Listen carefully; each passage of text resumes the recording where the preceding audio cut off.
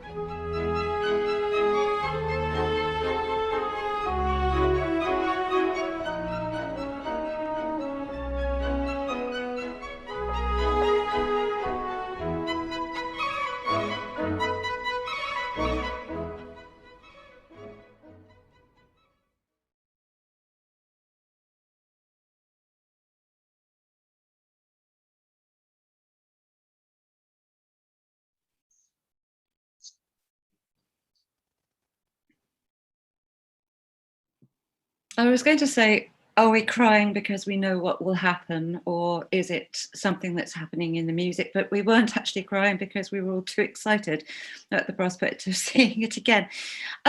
Matt, can I come to you first? What is Verdi doing in that overture? Well, look, it's a very different overture, opera overture, and a particularly Italian opera overture. If you think to Rossini, for example, you'll always have a big chord, a da-da, to open, to wake the audience up. Now, Verdi gets your attention in a completely different way. And he tells us immediately that this is not going to be a happy ending and a happy story. There's such fragility at the beginning of this. I mean,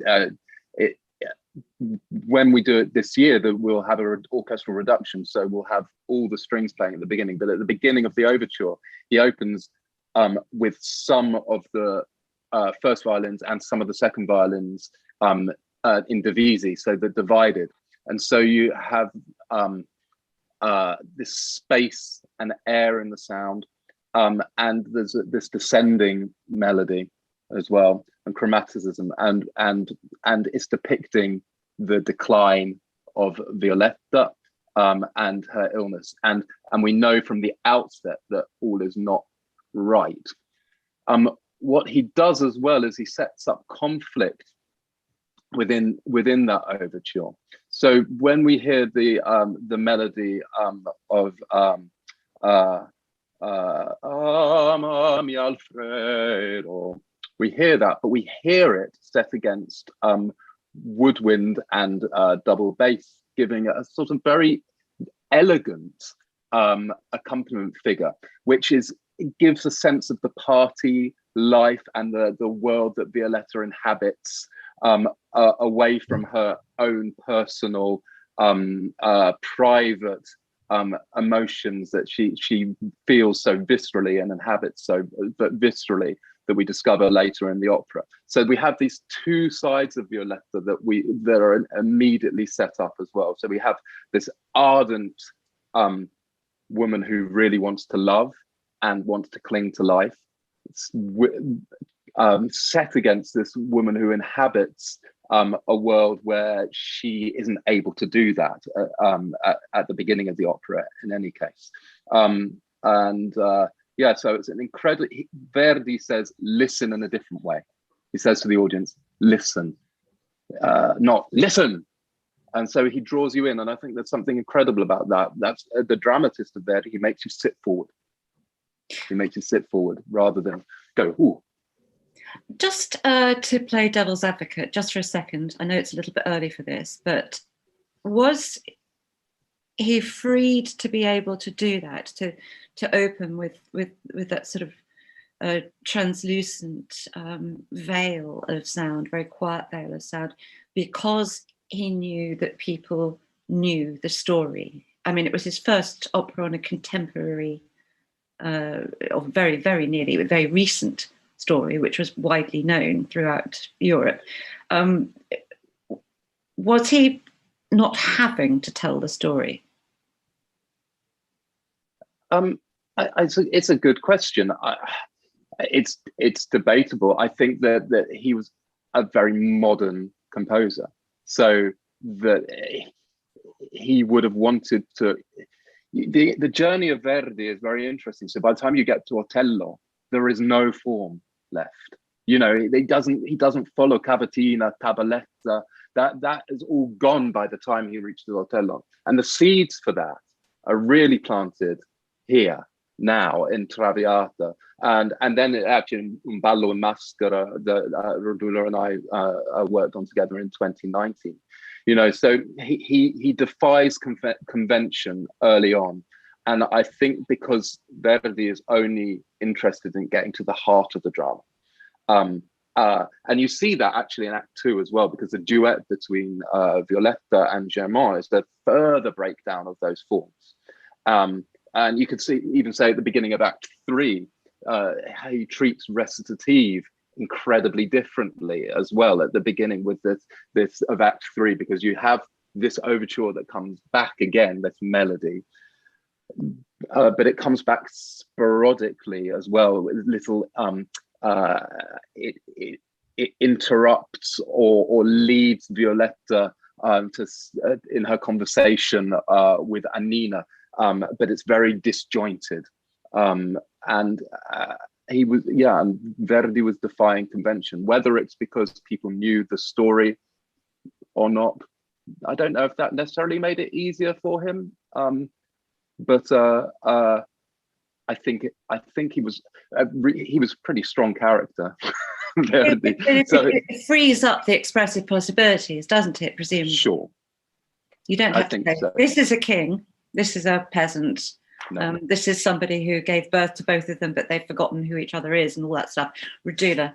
I think he also, from the first note, he points to us where the drama is really.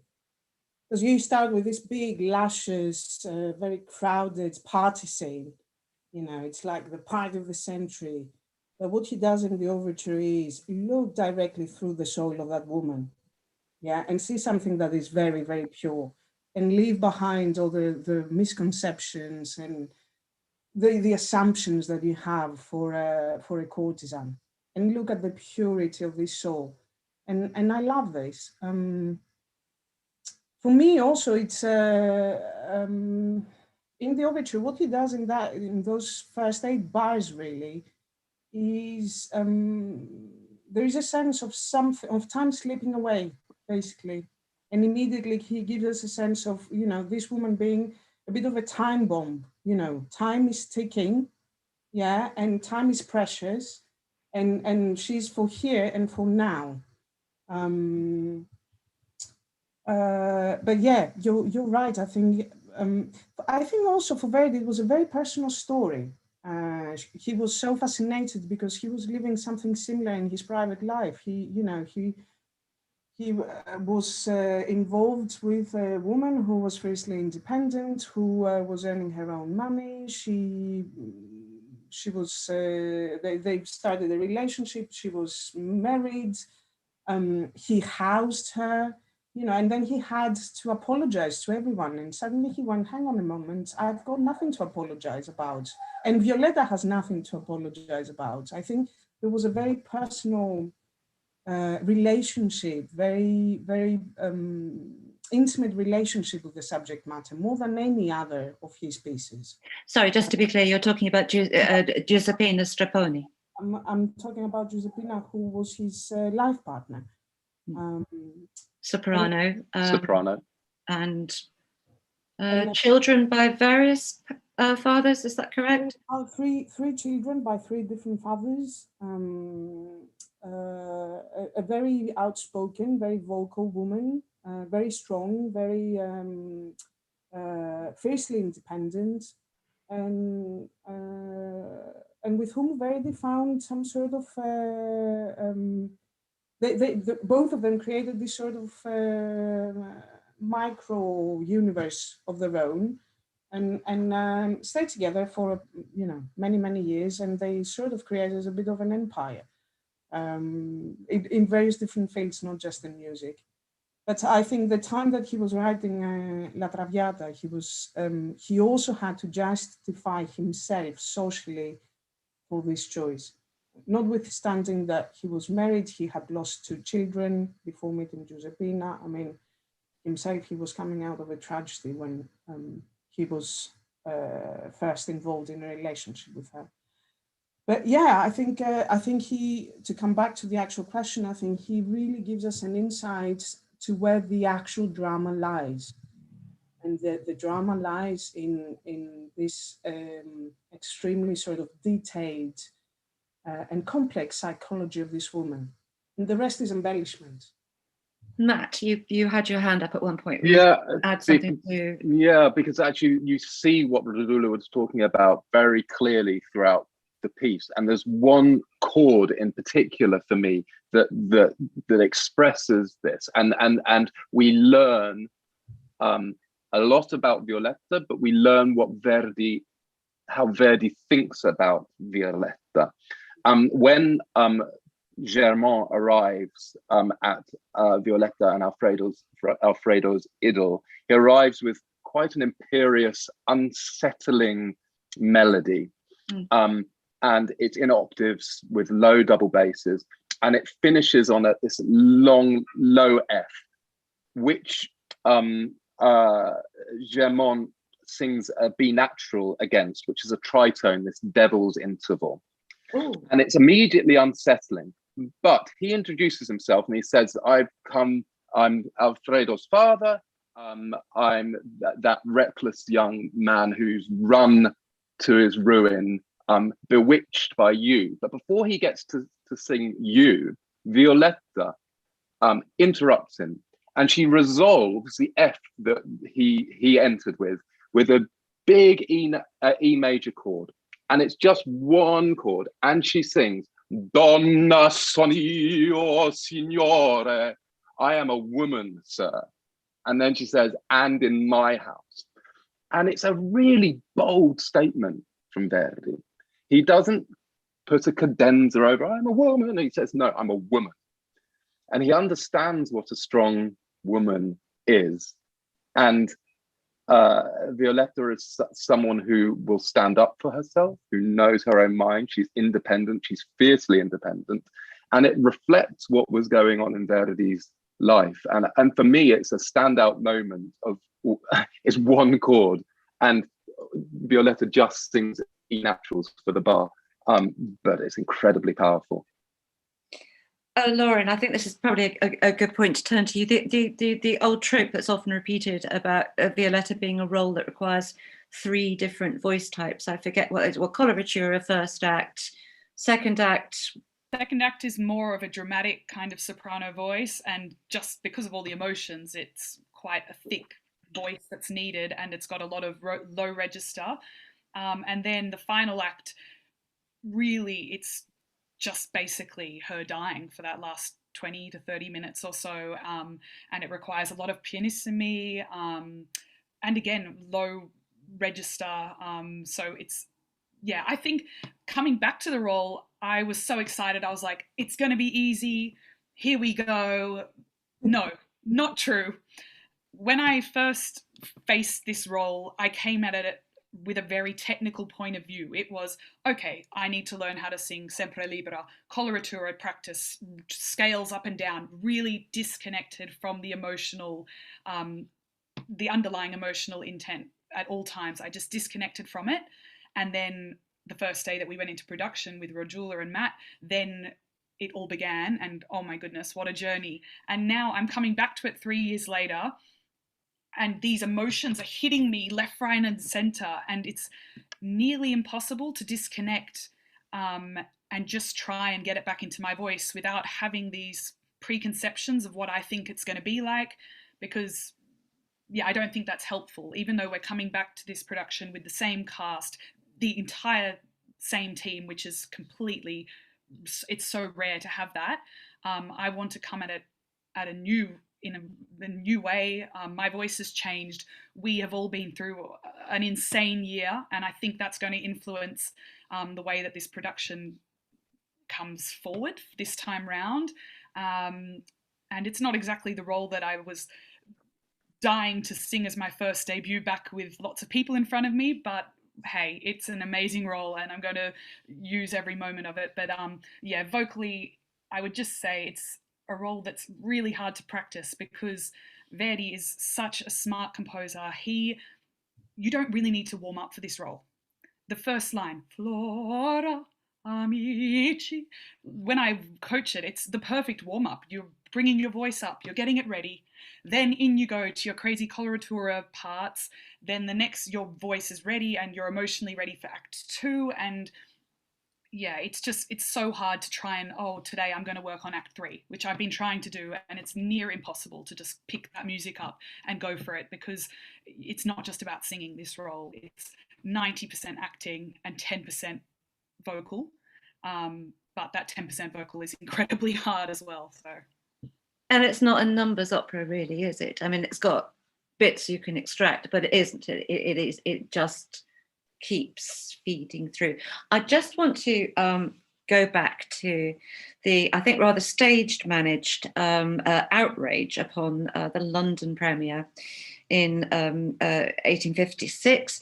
the editorial from the Times, which I think was spun somewhat by Benjamin Lumley in order to, create a scandal that would interest the public. It's the last sentence of one extract that we've got here. The novel is the apotheosis of prostitution, and upon the stage is practically added a clinical lecture upon consumption in its direst form. So this is quite interesting to me because it nails two specific concerns. I mean, you could also add in, there's a lot of religion, there's a lot of money. These are also impolite subjects, hot button topics. But we've got prostitution, i.e. sex, and we've got illness. Lynn, could you give us a bit of background to the sort of the general, the anxiety about there being a kind of moral contagion from this opera and the context? I mean, I would see it as more than background, actually, because I think audiences bring that background into the auditorium. And it was a sense of the kind of porous nature of the inside of the theatre and the outside of the city that was what was concerning people. And although I accept that the Times, that leader or article might have been spun, prostitution was the hot button subject. It wasn't just one of a number. It was described across the board in France and in Britain and elsewhere in Europe as the great social evil. Within cities, prostitution was seen to be something that could actually bring down empires, because what it attacked was the family, the home. And although this isn't a streetwalker, there was seen to be a continuum from the courtesan, the figure of the courtesan, down to the streetwalker. I'm talking about ideology, really. I'm not talking about lived experience or Verdi's relationship with his lover. I'm talking about a really dominant ideology, which basically was a kind of narrative of the wages of sin. The wages of sin is death. Violetta cannot live. Why couldn't she live? If she's such a strong woman, why does she have to die? Well, she does have to die because all prostitutes have to die. They might find, redemption through death, and God might forgive them. But prostitutes die because they fall down, in a sort of downward spiral. The courtesan either dies of syphilis or consumption. And is this syphilis? Is it consumption? There's a kind of conflation of those diseases, but she dies. Or she kind of is thrown out of her beautiful surroundings and becomes a streetwalker, and then will die. And will be it's quick, and all of the kind of ideas in the opera of love and beauty as fleeting is absolutely that narrative, that myth of the downward and progress of the prostitute and the inevitable death. So the thing that interests me, and it's so interesting to hear all of you talking about the internal meanings of the opera, but the thing that fascinates me is everything that was surrounding that subject. I mean, Verdi said, this is a subject of our own age. Mm-hmm. And that isn't an idiosyncratic view. He knew that prostitution was the modern moral subject. And, I think that audiences did bring that knowledge into the auditorium, and the harlot as a heroine was controversial, spin or no spin. And she doesn't very readily correspond to the penitent Magdalene either, does she? Because, in Act 3, she's basically bargaining with God. She's saying, grandiose help me out here, Italian speakers. Si giovane morire si giovane. I drive. Yeah. I'm going to die so young. Yeah. Yeah. I mean, that's not okay. That's no. I mean, è tardi. I need more time. I need more time. Lynn, the sort of form. The formal examination of and the bureaucratization of prostitution, it started in Paris, didn't it?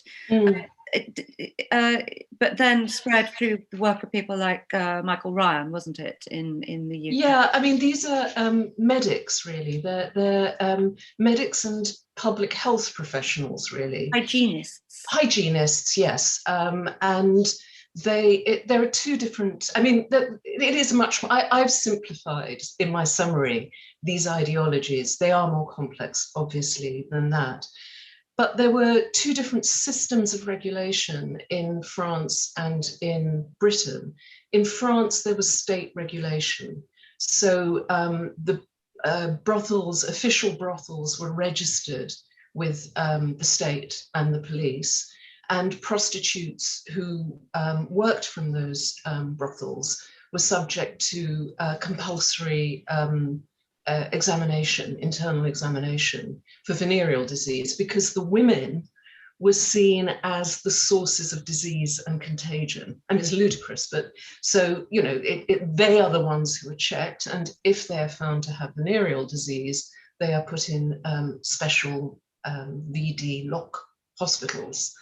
There was a lot of discussion in Britain about whether they too should have the same kind of system, but I think they were nervous about this kind of official sanctioning of prostitution, and so it wasn't really introduced in the same way. And there wasn't really a sense in London or Edinburgh or other cities of there being, as it were, a career path. I mean, but the bureaucratization in Paris is such that you effectively have a kind of ladder, and she is at the top of the ladder. Yeah, but you don't go, I mean, you don't easily go up the ladder and stay at the top of the ladder. That's the problem within ideology. I'm not saying again that this isn't, but if you think of Émile Zola's novel, you know, just Nana. Of Nana, that's right. I mean, this is a woman at, you know, at the very top of Second Empire Paris. But what happens to her in the end? Her face rots because of syphilis. Zola writes, Venus was rotting. So there's a career path, but within dominant culture within this period, your career path might go up, but it inevitably, inescapably will come down. And I think that's what, you know, is inescapable in this opera as well. And, you know, so much of it is about how everything to do with Violetta is fleeting. You know, it's tragic. It's absolutely tragic. Rodula, I remember when your production opened, we had quite a lot of stuff in the press and personal responses from audience members saying how lovely it was to see a traditional production of La Traviata, but it wasn't a traditional production of La Traviata, was it? Because they'd have been in crinolines. Now, you and Cordelia Chisholm, the designer, what led you to choose the, where are we, late 1880s, early 1890s? 1890s, yeah, just at the at the heart of the so-called La Belle Époque, which is it's a period where, you know, the City of Lights, Paris, is at its sort of glittering best. It's a very special time for the Parisian life. Paris is the most cosmopolitan city of Europe. Science, literature, music, you know, the arts in general are flourishing. Life in general, not just private life, but life in general happens outside famously, the private spaces in Paris are quite small. The bourgeois floods the capital, and public life happens outdoors. And so it is important to see, but most important to be seen. And it's even better if you're seen to be having fun. There's an atmosphere of optimism, but there's also an atmosphere of decadence and hedonism, and a sense of, let's have fun tonight and let's not worry about tomorrow. Of course, nobody imagined what was going to happen 20 years later with the First World War, and how this sort of exuberant spirit for life would crash. And for me, this was the most important parallel with Violetta's story, basically. This extraordinary, almost firework-like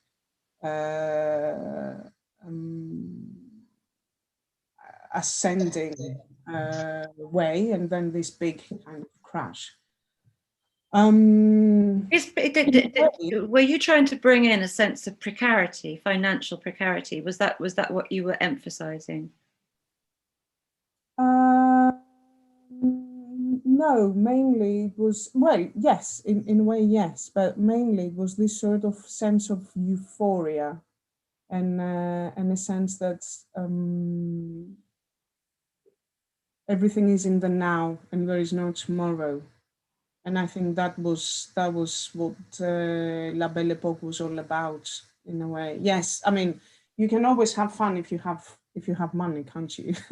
That is at the heart of everything. But mainly, as I often do, I was trying to find the contrasts, and La Belle Époque is in a way that is. Reaching the heights before we land very, very up, before we crash and burn, in a way. And of course, Violetta also epitomizes this Parisian life. She's someone who is extremely sort of sophisticated and cosmopolitan and intelligent and independent, and she's the queen of the night, if you want.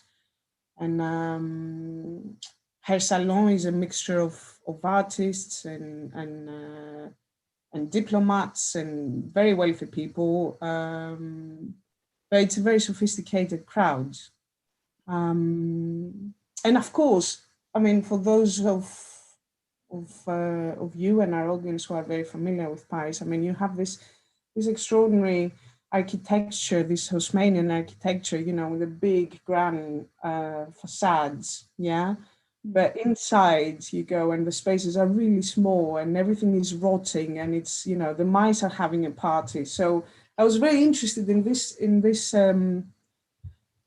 contrast of what people see and how really the inside is. What, as a metaphor for the body, or? A metaphor for the body, but mainly a metaphor for the society, really. The society that, as I said, wants her to be the queen of the night, and it sort of makes her makes Violetta the sort of ultimate fantasy for the male audience. But at the same time, the moment that she decides to find true love and not just offer an experience of love, yeah, but the moment that she decides to go for true love, what does Paris become for her? It becomes, as she says, questo popoloso deserto, yeah, this crowded desert, yeah. And who will I be in Paris if I opt for love? I will be a poor lady, yeah, who will be alone and abandoned. Povera donna sola abbandonata in questo popoloso deserto che parlano Parigi. Yeah, and she's very, very aware of this. So Paris is in a way at the heart of the story, and it's despite that the music is not particularly Parisian. I mean, we recognize, you know, there are the sort of, there's music of the social dances of the time, that like waltzing and so on, and polkas and stuff like that.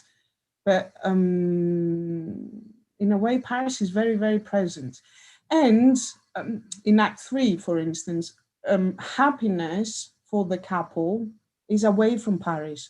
I mean, they do find refuge, and they find their adobe and their kind of, they create this, once more, this kind of micro world away from Paris in the countryside, yeah. And when in Act 3 Alfredo comes back to her, and you know, and is beside her in her dying bed, he says to her, let's go away. We will quit Paris, and we will go away to the countryside where, you know, that you can breathe again, because the air is clean, yeah, and our love can blossom again, almost as if the Parisian air is polluted, you know. But for me, it's all a metaphor about the society and this hugely kind of hypocritical attitude that they have towards this woman. That, you know, they admire her, and then they sort of dig her grave at the same time. Devour her. Lauren, when Germain enters, and I don't want to get too heavily into Germain, also because I know that you've got to go soon. Does that the section that Matt described earlier, where you've got those heavy octaves, do you feel frightened by him? It would depend on the night, to be honest. I loved the fact about Rodula's production was that it was so relationship dependent and also energy dependent. So some nights he would come on, Germain would come on so cold, and he would give me that energy, and that's what I would respond to. So my donna son io signore ed in mia casa might be furious. The other time it would have been scared. But we never set that in stone. And I think that's why people could come and see this production literally 10 times and they would feel something different. They would have a different experience, and they would get something different from it. You never know what's going to happen. I never knew what was going to happen on stage, and I think that's what made it just so exciting. But just some of the statements that you have to say as this woman, they're so empowering. There's moments of incredible fragility and vulnerability, but the one thing that I definitely try to fight against is to have any sense of self-pity, because that's not needed and it's boring. As soon as you do that, the audience do not care anymore. You don't need to do anything. It's already there in the music, in the text. And as soon as a singer tries to evoke pity and, you know, look at me, I'm dying, it's just not interesting anymore. So you have to try your hardest, even though the whole time from the very first moment, we've got this slow breathing of her labored breathing, and that's done. I have to forget about that. Here we go, party time. She's not thinking about the fact that she's dying, and you just go on this amazing story. 3 hours later, you come out the other end in pieces. Consumption, assuming his consumption and not syphilis, well known but not well understood at the time. Is that fair to say? I mean, they did not know at the point of this opera, although possibly by the point of the production, they did not know that how it was spread. There were some suggestions that, you know, that a quiet life would be better than running off to have, you know, presumably great sex with your young lover, as opposed to faking it with the Baron who's keeping you. I mean, is there a sense to which she's actually running to her death by running away with him?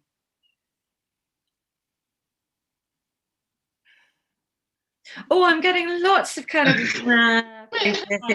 okay, all right. Let's let that one go.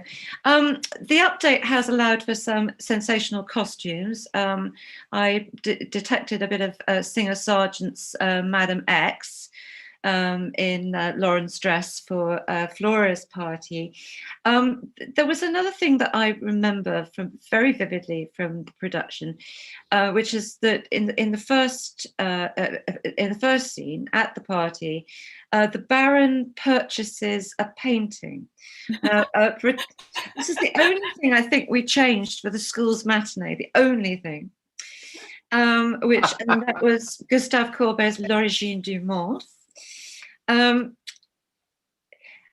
Rodula, why did you choose that particular painting? For many reasons. There is I mentioned earlier the sort of the contrasts that I was very interested to bring forward in this production, and one of them is what is Violetta's real hair color? I don't know. She is a blonde. Yeah, Lauren in Act 2, where she's at Violetta is at her most sort of relaxed, and she doesn't have to be made up or dolled up if you want to please anyone. She's Lauren has her real hair down, but whenever she's in her public persona, disguise, she's always a brunette. And at some point in her first party, as some sort of surprise and as a sensation and intriguing kind of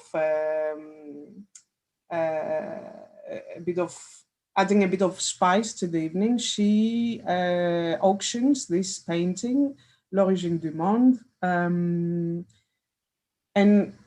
she has people wondering whether it's her posing, whether it's her, the model. We should let our audience know, if you don't know this painting, it's a very, it's a close-up into a woman's genitalia. She's lying down. And it is an extraordinary painting, the detail of it, but also the realistic depiction. Yeah, it's not pornographic. It's version of the world. Yeah. Yeah, no, you see, I find it powerful, but I know that Lynn's going to want to come in here. Okay, the art historian, the art history lecturer. I haven't got a slide. But would you have? Yeah. Yeah, okay. But it's a very, very explicit painting that was produced for pornographic purposes. So I just wanted to come in on that sort of, it's not pornographic, it's natural, it's gorgeous, it's celebrating female beauty. That's not what it was painted for. It was a private commission for a patron who kept it in a sort of kind of a side closet room for sexual arousal. So it was a pornographic, you know, in the very kind of basic definition of pornography is, you know, to create sexual arousal.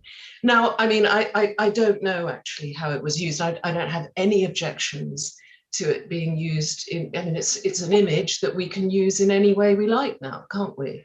But originally it was intended for pornography. And I guess the other thing is that it's a painting, it's not a she, and it's obviously a woman and it's female genitalia, but it is so objectified, fragmented, which is often a pornographic trope, but it's not a she, it's a painting on canvas. So it's about pure objectification, the reduction of woman to genitalia. And originally for sexual purposes. So I mean, you know, I'm not condoning or condemning any use of it, but I did want to be clear about its original creation. Okay, I think we have to, at this point, just move on to the next. No, I'll go on, Rodula. I want to finish the idea and how we use it in the show. I really have to say that I completely disagree on the objectification front, particularly given the title of the painting. But we use it and people will see when they when they come to see the show. The question behind it is, what is the real hair color of Violetta in a way? And this is what the sensation for the party is. So there is a double meaning there. But as I allow me to disagree with. Okay, let's go back onto slightly safer territory with some music, because Lauren, I know you've got to go. Richard and Ginny have said hello to everybody, actually. There is a question which I think you would be well placed to answer from Victoria. Do you think there is a sexual undertone of the encounter between Jamon and Violetta? He could be a youngish widower of 40 or so. Is this for me? Yeah. At first, no. However, the more we played this scene, there kind of became a moment between the two of them, very much one-sided, not from her. And we didn't want to go too deep into it, because I think already there's so many relationships that are so important, and that's not the main focus. It shouldn't be the main focus, really. So we had a passing moment where he kind of touches her face, because she's magnetic. People love her and become obsessed with her, and I think he's not immune to that either. He's sucked in by it, but yeah, we didn't go too deep into that. Presumably, his turning point is when he sees how Alfredo behaves towards Violetta at the party. At the party, yeah. So not at this scene where they're at their house out in the countryside. He only realizes how wrong he was about her months later. I wonder if we could actually cue up the next musical clip now, because I know that Lauren has got to leave us, and she has also said that she doesn't want to listen to this recording. The rest of us all think it's wonderful. That's just a singer being self-critical. Simon, when you're ready, could we hear Addio dal passato? Thank you very much, Lauren.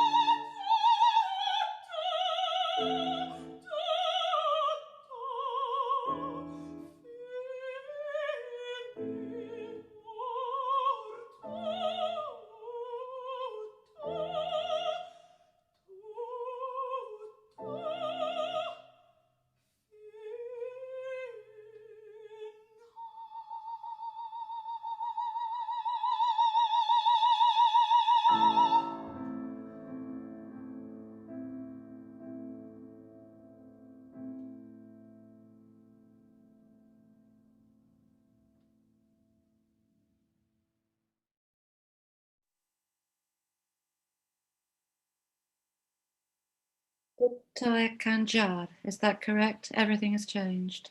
Tutto è fini. Tutto è fini. Oh, well, Everything's finished. everything's And the aria is incredible because as Lauren was talking before, there's not self-pity, but there's real bitterness in it. There's anger and there's frustration, and it's not about sadness and self-pity that she's going to die. It's full of venom about it, actually. You know, she's and he's late. He hasn't come. He's not arrived. You know, it's too late. It's quite an incredible aria. You were talking earlier, actually, Anna, asking about how he portrays emotions, but Verdi. But within this piece, he uses a lot of accents, which is people who don't know, it's just stresses in the music, but in places that you wouldn't necessarily expect them, and that can be used for surprise, it can be used for anger, it can be used to unsettle. But he uses that an awful lot, and you hear this in this aria. Da, da, da, dee, dee, dee. The accents are unsettling, and he uses this technique throughout the opera to steer us emotionally, and these are like little jabs of pain, and yeah, a bit of anger in there and frustration, and breathlessness, isn't it? Yeah, because you end up with this sort of fragmented. Yeah, absolutely. I mean, you can talk about breathlessness from the start, because Rodula has the breath at the beginning over the overture, but Lauren was saying she doesn't think about being ill in the party, but the banda at the beginning, whether this isn't Parisian music or whether it's traditional party music, but there's something else about it. It's relentless. The party music is relentless, and it just goes, and we're straight into it. And there's a syncopation between the horns have them cha cha cha cha, and it's kind of non-stop. And Violetta's first line, Flora amici, she just doesn't have time to breathe. So we're already aware of this breathlessness, this struggle to breathe, even if even that's not we might think it's down to the party, but it's there underlying it. And there's a sense in that music, because it's so relentless, that it's someone just throwing themselves hurtling headlong. I mean, she says later, into the vortex, you know. So there's this thing, you could even the trills on the woodwind in the banda, they're so fast. So fast. It's very feverish music. Yeah, absolutely. So it's not all about, it is about having a good time, but there's something underlying it as well. It's not all just, oh, let's have a quaff of champagne. It's really important to avoid that sentiment, which Rodula does so well as well in the staging of it. It's not just that awful old operatic trope. Gift.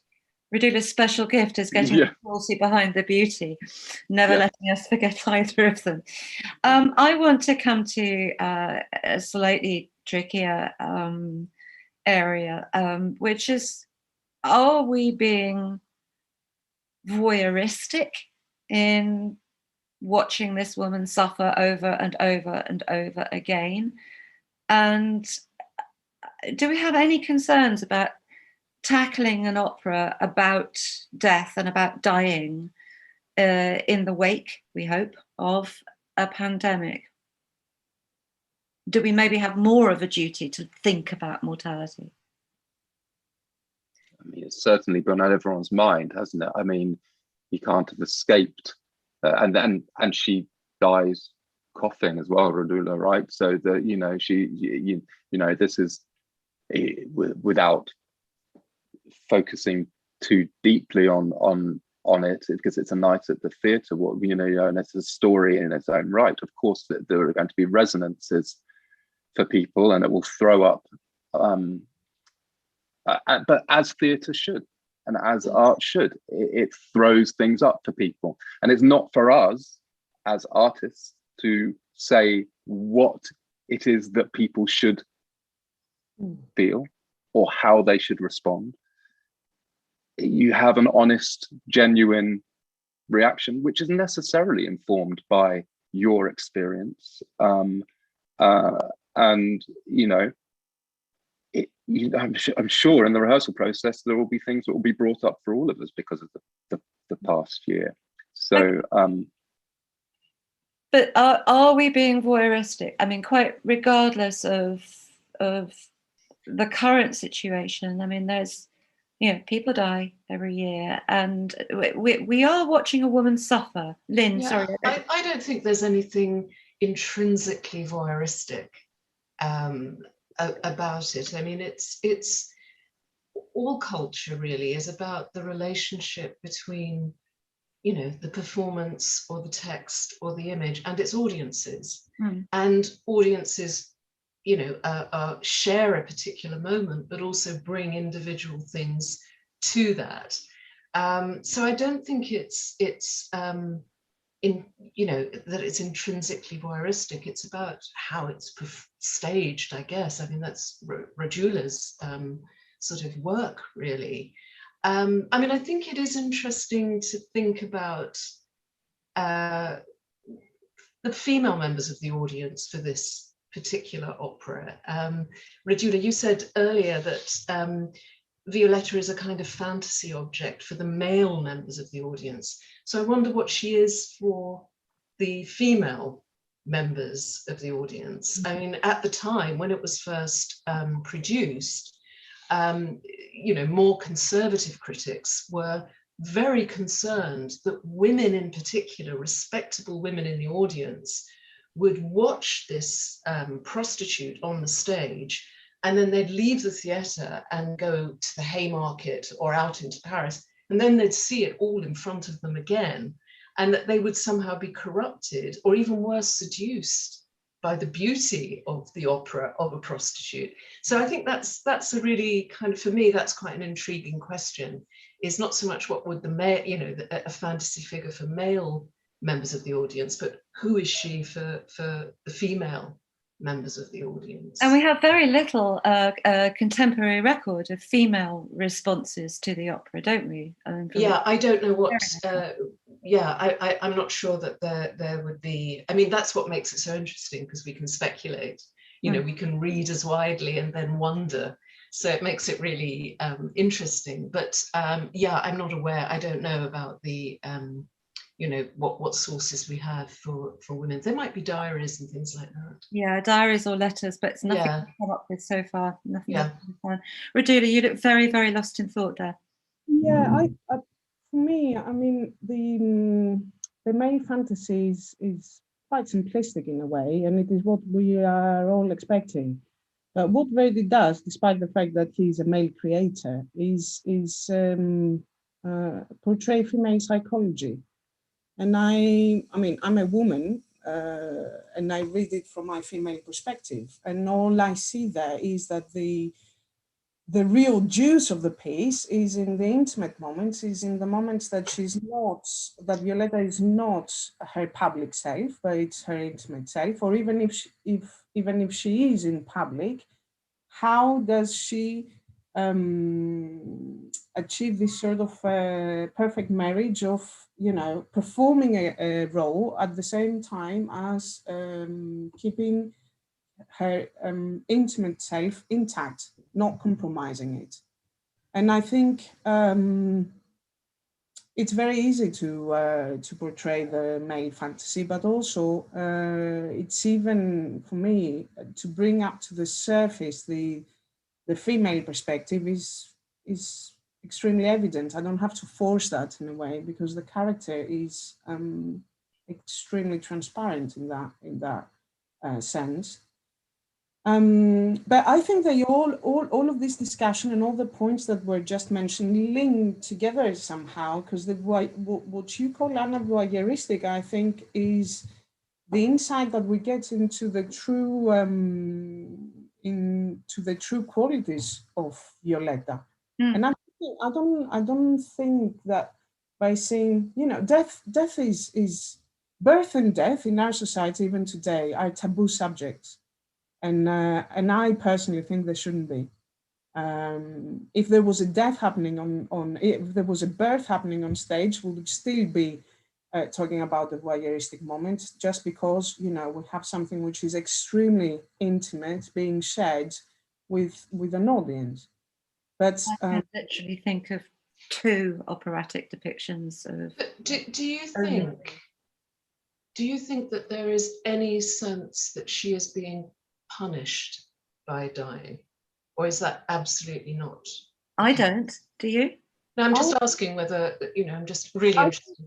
I think with your analysis, Lynda, absolutely. I mean, the historical analysis and what the ideology of the time is, absolutely. There was a sort of an intent, and by bringing also religion into it, yeah, because Violetta refers a lot to gods, and she's very aware of her reputation, and she's very aware of redemption, yeah. If we go down that path, yes, absolutely. But in my mind and in my interpretation, punishment is not part of the equation. It's a woman, and ultimately, I mean, if we view this story in a more kind of wider lens, if we follow her story, it's not punishment. Punishment comes from the fact that an end is put too soon, if you want, in her path. That is a punishment, that she doesn't have more time to experience more, or that the fact that she loses what is most sacred to her, the love life, the lover, yeah, too soon. But she can't enjoy that, can she? Yeah. No. But she does achieve a greater lucidity, it seems to me. As she goes through, she gets sharper, she gets clearer about what she's thinking, what she's feeling. She's more direct in what she's expressing, and I find that amazing. She really is, and I think that musically, because I agree, historically, Lynda, you could take the point that she'd be being punished, and that she was inevitably going to die, and you could argue that Verdi shows that from the beginning with the overture, that, you know, this is the moral of the story. I suppose that's something you could argue, but within the music, that's not what he suggests. There isn't punishment. In fact, the final thing she sings, she's more alive and musically in her final moments than she's been in some respects, but before. It's so explosive that her final statement. She becomes quite transcendent in some respects musically. Yes, Anna. That's spes physica, isn't it?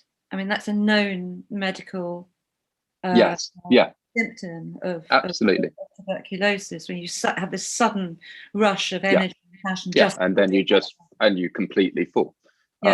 I think what makes me feel safe about, sorry, I should be interviewing you. What makes me feel safe about Verdi around women is the way in which he reacts to the death. There is no doubt that he thinks it is a complete tragedy. There's no sense of exaltation. It's like, woomph, awful. This is terrible, what's happened to this woman. Yeah, I don't think that's mutually exclusive, though. I mean, I think that I think it is, that's what I said, it's a tragedy. It is a complete tragedy. And I think audiences were quite used to the pleasure of culture was partly to have that sense of tragedy. You know, that's part of the catharsis, if you like, of looking at a Royal Academy painting or reading a novel and being moved, is to is to feel this is a tragedy. I mean, no, I don't think commentators writing about prostitutes and this terrible existence that they've described thought, and it's no better than they deserve. They felt it was tragic, but inevitable. That's the important thing, that somehow, at least God would find them. But I mean, the tragedy is that she can't be allowed to have that relationship. She just can't. And that's a real tragedy, I think. Yeah. Could we just talk about what revival means? Oh, sorry, Rodula. Sorry, on that note, I just want to share with you an anecdote from my childhood, actually. I grew up with La Traviata. I had seen it a lot of times while I was a child. And I still remember this feeling in the first bars of the overture. I would follow the entire run of performances, and I would go to see La Traviata very often. And in and I knew the story inside out. In those very first bars of the overture, I still remember myself thinking, she's not going to die tonight. She doesn't deserve to die tonight. And I was 8 years old. And that somehow, this almost like a muscle memory. It's a feeling that it has become a bit of a muscle memory. Every time I hear the overture, I'm thinking, she's not going to die tonight, because this woman does not deserve to die.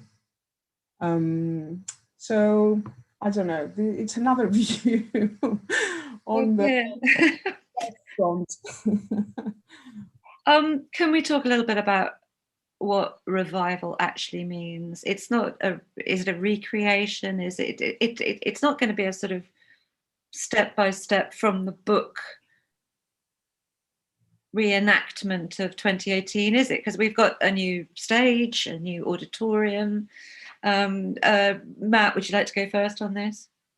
Yeah, I mean, it would be a very boring process if we said, right, this is how, I mean, if we could even remember, I mean, this is how you sang it last time, and this is what I wanted you to do last time, and that you were, I mean, and as a creator, a musical creator, facilitator, I suppose that's just not how I'd work. And I suppose that every time you revisit a piece, you revisit it, and 3 years down the track, I see it differently, and during rehearsals that will change. I mean,